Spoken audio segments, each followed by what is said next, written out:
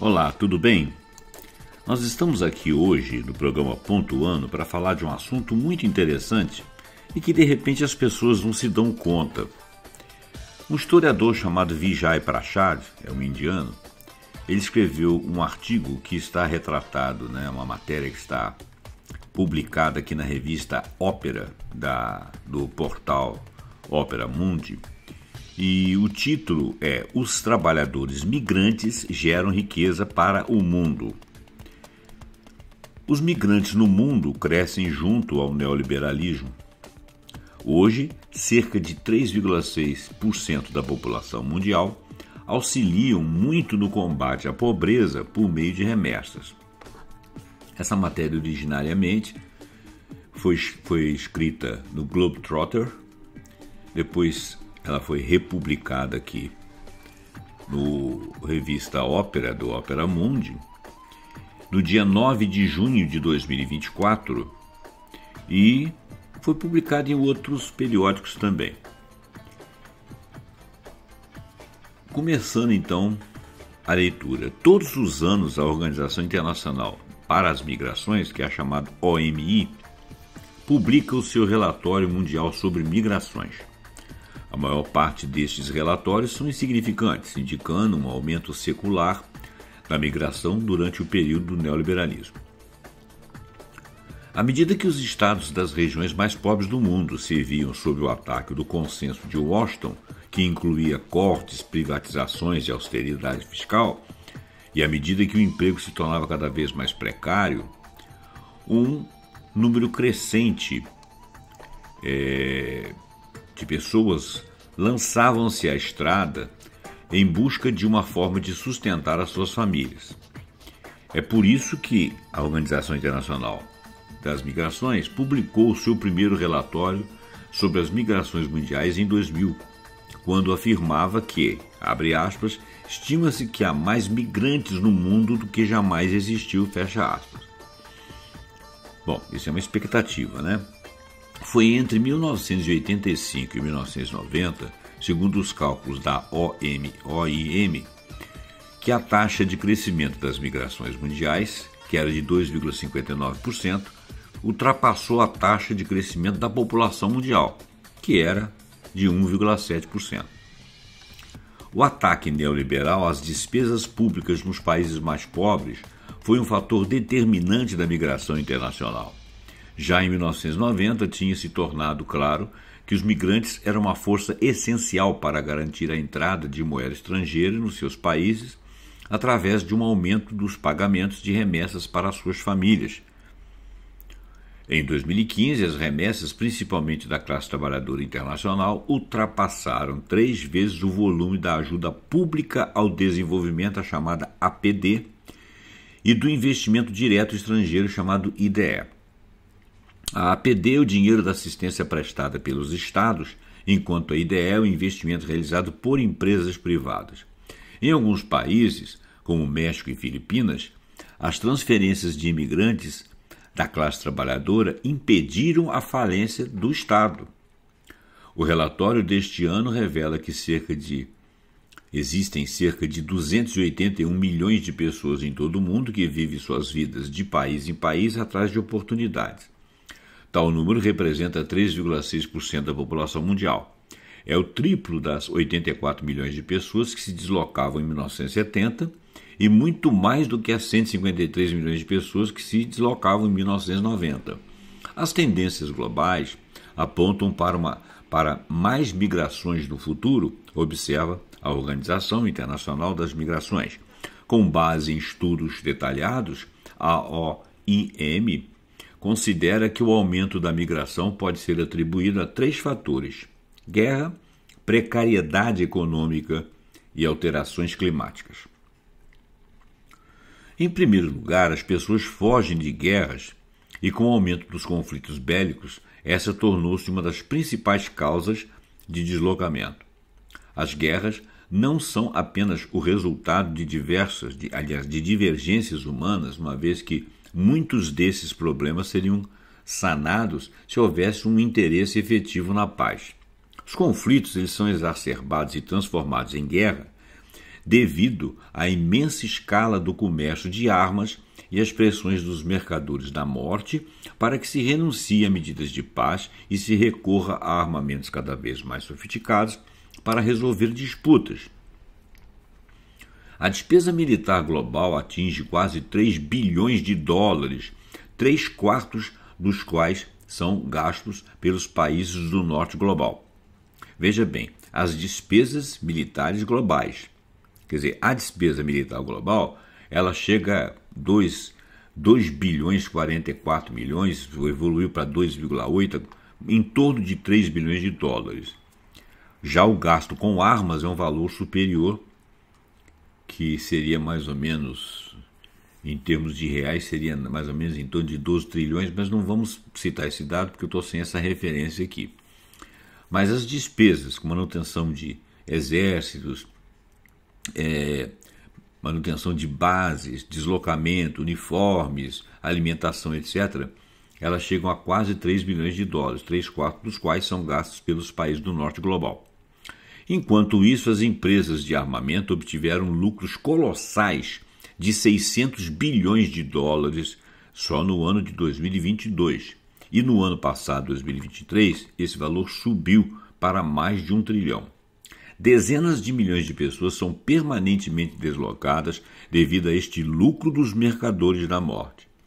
Em segundo lugar, a Organização Internacional do Trabalho, a OIT, calcula que cerca de 58% da força total do trabalho global, ou seja, mais ou menos 2 bilhões de pessoas, atuam no setor informal. Estas pessoas trabalham sob proteção social mínima e quase sem direitos no ambiente de trabalho.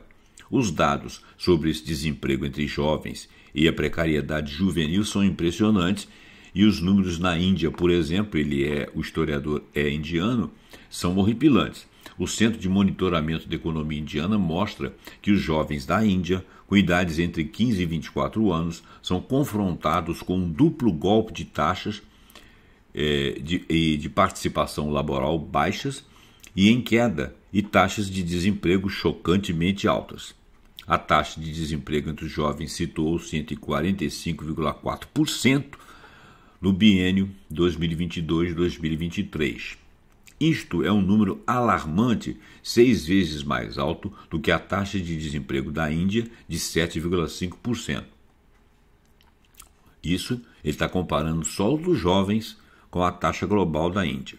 Muitos dos imigrantes da África Ocidental, que tentam perigosa travessia do deserto do Saara e do mar Mediterrâneo, fogem das elevadas taxas de precariedade, subemprego e desemprego na região.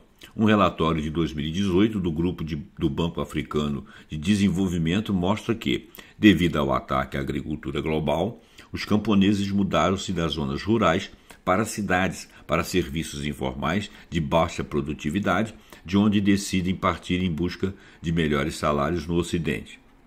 Em terceiro lugar, cada vez mais pessoas são confrontadas com os impactos adversos das catástrofes climáticas.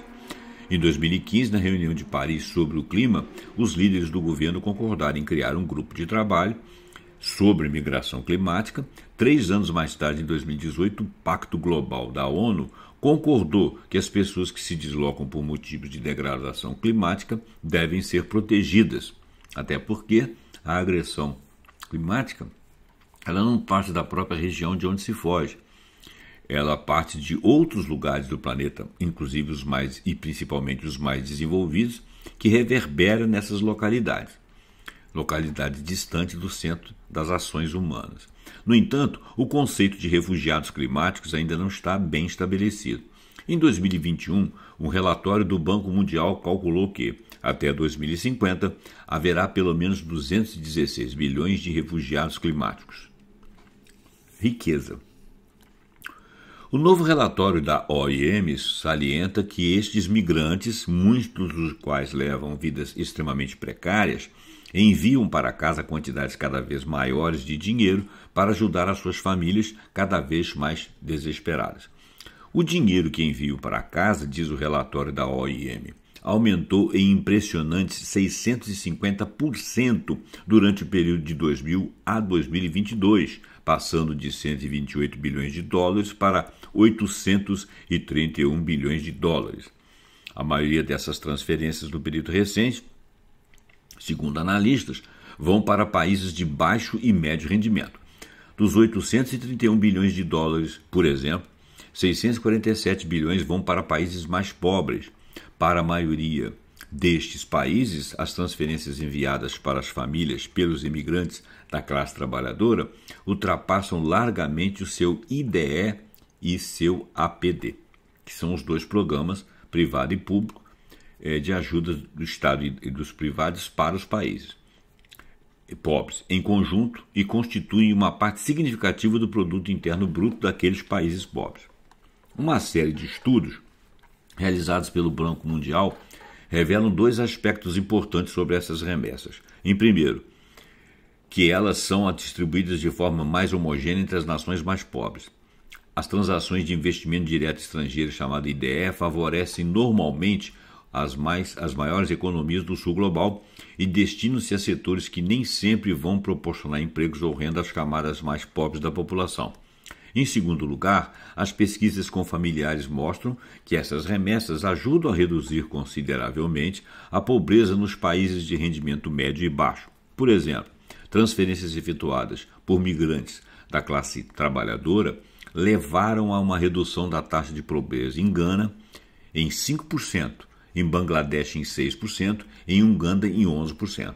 Países como o México e as Filipinas veem as suas taxas de pobreza aumentar drasticamente quando as remessas diminuem.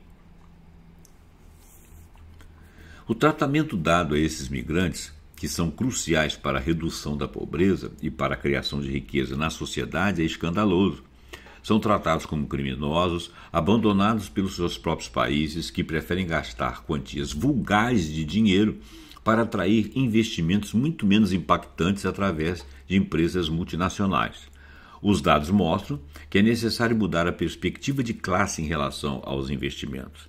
As remessas dos migrantes são maiores em volume e mais impactantes para a sociedade do que o dinheiro quente, das multinacionais, que entra e sai dos países e não escorre para a sociedade.